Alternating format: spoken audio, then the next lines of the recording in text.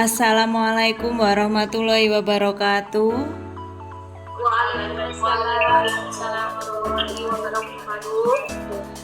Selamat malam teman-teman. Kepada yang terhormat Bapak dosen yang kami hormati, kepada teman-teman yang berbahagia, malam ini izinkan kami dari kelompok 5 mata kuliah Statistik Pendidikan akan mempresentasikan makalah kami dengan tema ukuran dispersi. Kepada Ibu Nini Upriani, kami persilahkan untuk memulai presentasinya. Terima kasih. Kami dari kelompok 5 dengan anggota yang pertama menurut Fatimah, saya sendiri Nini Upriani, menurut Afifatin, Bu Dwi Rofatmah, Bu Nisrumiyah, Bu Rima Pratini, Bu Siti Farhani, Bu Nur Hidayah, dan Bu Nenek Novianti. Pada makalah kami, materi yang tersaji ada yang pertama pengantar, yang kedua kategori ukuran dispersi, yang ketiga aplikasi dalam evaluasi pendidikan, yang keempat interpretasi dan manfaat, yang kelima konsep-konsep terkait, yang keenam kesimpulan. Pengantar. Yang pertama, pentingnya ukuran dispersi. Ukuran dispersi merupakan elemen dasar dalam statistika yang memberikan gambaran tentang tingkat penyebaran atau variasi data. Data tidak lengkap apabila hanya mengetahui nilai pusatnya tanpa memahami tingkat penyebarannya. Yang kedua, ukuran dengan nilai pusat menjelaskan seberapa jauh data menyebar dari nilai pusat seperti rata-rata, median, atau modus, yang memberikan wawasan lebih dalam mengenai karakteristik data. Yang ketiga, signifikansi analisis data. Tanpa ukuran dispersi, analisis data menjadi kurang akurat karena tidak mempertimbangkan variasi data yang sangat penting dalam interpretasi statistik yang tepat. Silakan dilanjutkan untuk Afifatin. Baik, terima kasih untuk waktunya. Jadi yang kedua yaitu kategori ukuran dispersi. Kategori ukuran dispersi itu ada 5. Yang pertama ada rank, yaitu mengukur selisih antara nilai data tertinggi dan terendah. Ini memberikan gambaran langsung tentang sebaran data secara keseluruhan, yang penting untuk menentukan skala variasi. Yang kedua yaitu interquartile rank, yaitu menghitung selisih antara kuartil atas dan kuartil bawah. Metode ini memberikan fokus pada distribusi data di tengah tanpa dipengaruhi oleh nilai ekstrim. Yang ketiga yaitu mean deviation, mengukur rata-rata selisih setiap data terhadap nilai rata-rata atau mean. Indikator ini membantu memahami tingkat penyimpangan data secara keseluruhan terhadap pusatnya. Yang ketiga yaitu variansi, menghitung rata-rata dari kuadrat penyimpangan setiap data terhadap mean. Variansi digunakan untuk mengevaluasi fluktuasi atau keragaman data secara statistik. Yang kelima yaitu standard deviation, merupakan akar kuadrat dari variansi yang menggambarkan jarak rata-rata tiap data dari nilai pusat. Ukuran ini sering digunakan untuk menilai konsistensi atau variabilitas data. Jadi materinya dilanjutkan oleh Ibu Dwi Rofatmah.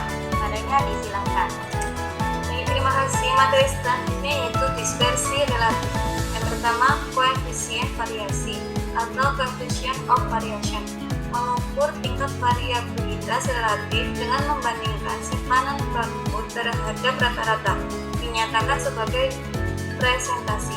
Yang kedua, lebih berguna untuk membandingkan kelompok data yang memiliki satuan atau skala berbeda, menunjukkan tingkat penyebaran relatif dalam konteks yang independen terhadap ukuran absolut. Yang ketiga yaitu membantu mengevaluasi homogenitas kelompok data seperti hasil penelitian atau tingkat kepuasan pelanggan, terutama dalam konteks perbandingan antar kelompok yang berbeda.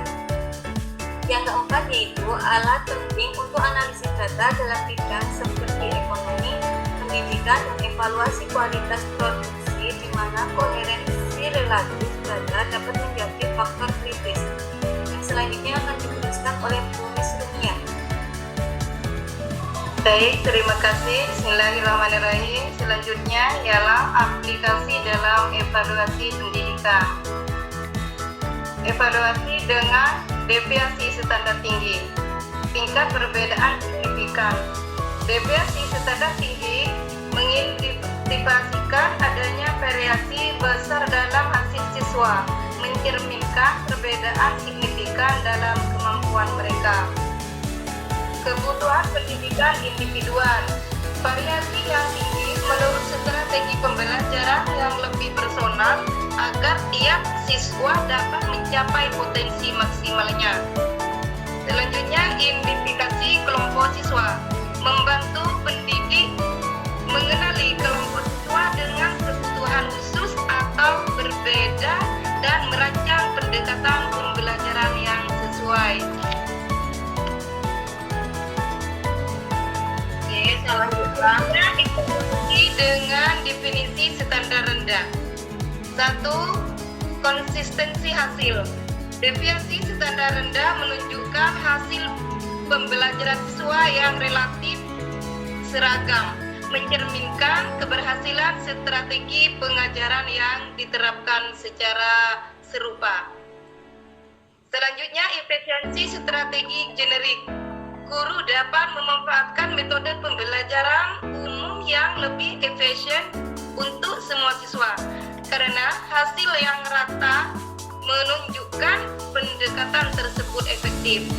Selanjutnya, pemantauan kualitas pengajaran. Itu membantu pendidik untuk memastikan bahwa metode yang digunakan telah terstandarisasi yang memberikan hasil yang merata di seluruh kelompok siswa. Baik, terima kasih. Saya lanjutkan, terima kasih Bu. Kemudian interpretasi dan manfaat. Interpretasi dan manfaat. Yang pertama, memahami tingkat keragaman data. Ukuran dispersi membantu mengidentifikasi sejauh mana data bervariasi dari nilai besar seperti rata-rata, median, atau mutu. Kemudian, membandingkan kelompok data. Dengan analisis ukuran dispersi, kita dapat mengevaluasi perbedaan variasi antara dua atau lebih kelompok data secara kuantitatif. Selanjutnya, mendukung pengambilan keputusan berbasis data. Informasi tentang variasi data membantu proses pengambilan keputusan yang lebih berdasar dan terpercaya dalam berbagai konteks seperti penelitian atau evaluasi pendidikan. Kemudian dilanjutkan dengan Ibu Siti Parahi. Silakan Bu. Baik, terima kasih. Untuk selanjutnya mengenai konsep terkait.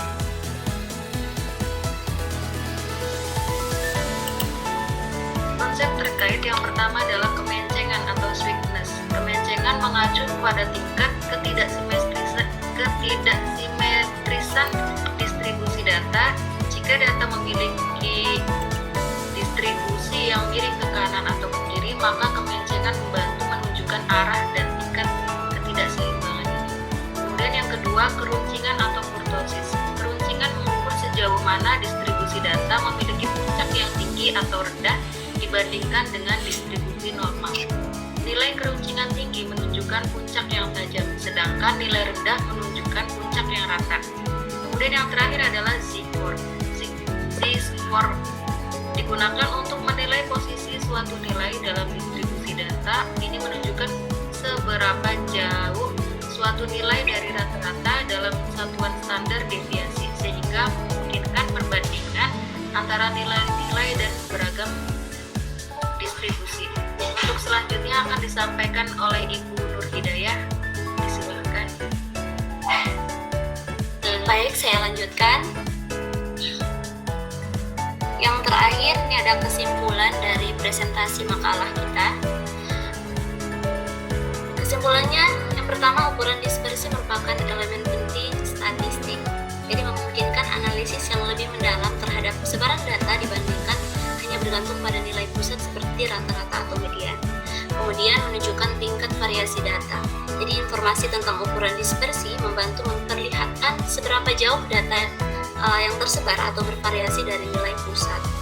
Kemudian membantu memahami karakteristik data menjadi dasar evaluasi dan pengambilan keputusan berdasarkan perbedaan variasi di kelompok data yang dianalisis.